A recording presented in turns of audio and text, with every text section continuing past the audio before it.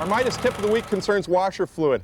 A lot of people are tempted after winter's over to just top up that washer fluid bottle with straight water. I don't think it's a good idea for a couple of reasons. First of all, when you water down the solution, if you forget about it next fall, it'll freeze up when you need it the most, and that happens to a lot of people. Secondly, water alone isn't a good enough grease cutter to get that bug grime and oil off your windshield in the summertime.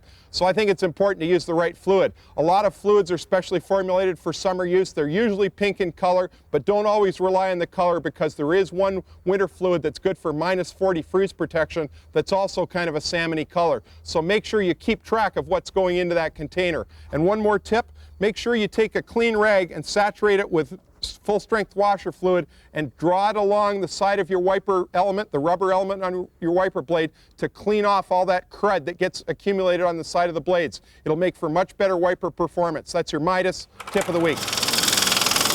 So here's the question, where were you 32 years ago? I know some of you weren't even a glint in your father's eye.